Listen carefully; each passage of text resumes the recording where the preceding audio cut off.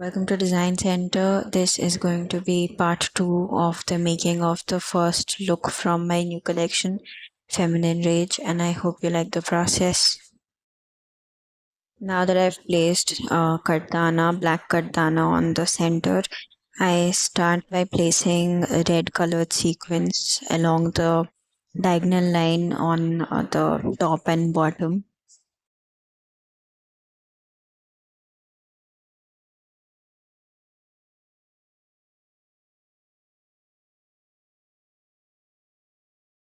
Then I go up toward the neckline and then I go down towards the hemline. Now it is important to note that while adding glue, you don't add glue in such a manner that when you add the sequins, you are unable to do the stitching process because the stitching when you do it should not interfere with the sequins or the mirror work, otherwise the needle on the machine can break.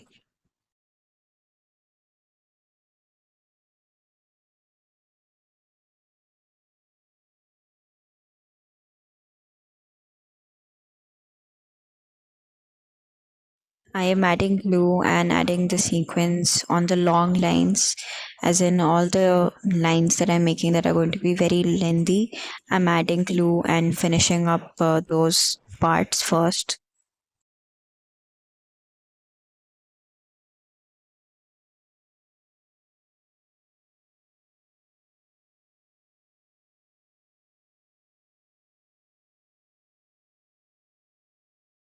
The lengths of these lines where I'm adding glue and then adding sequins are going to be uneven in nature because it's representing a broken mirror, and when you break a mirror and from the center point the broken pieces are going to be uneven in nature, or even like a blood splash is going to have unevenness and asymmetry. So that's what's being represented here with the help of sequins.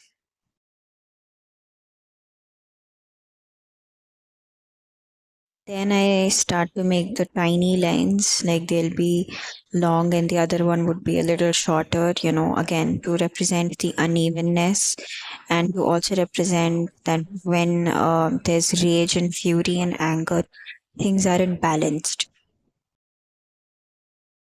As you can see here, I am adding all the, glue lines so that I can finish up the process faster. And you can see the uneven lines, one long, one short, one long, one small, and again to represent asymmetry and rawness and, unbalanced ideas.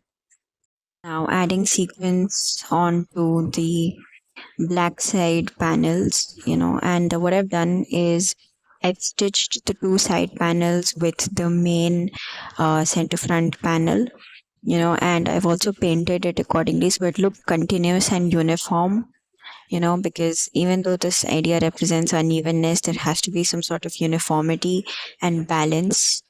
So one of the side panel is painted black and the other one is painted red, and then I've attached it and then I'm adding these sequins.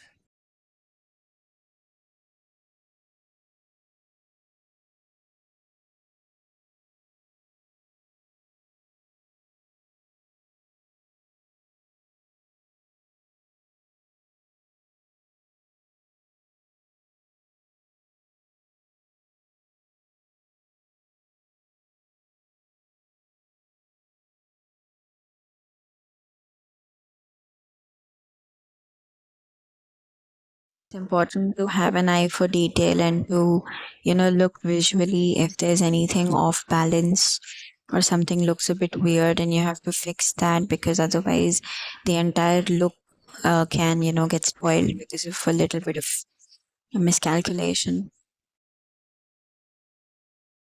Adding all the uneven lines of sequence onto the red side panel and the main panel to make it look continuous and uniform, but also scattered and splashed and very glamorous as well with all the sequins.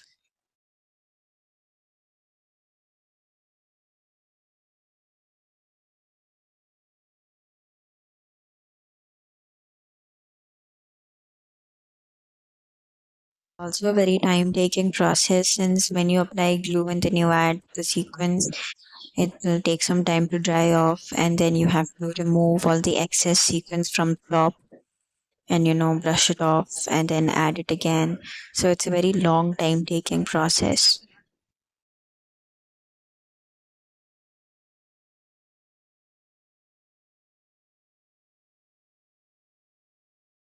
These are the back panels. One is painted red in color and one is painted black in color.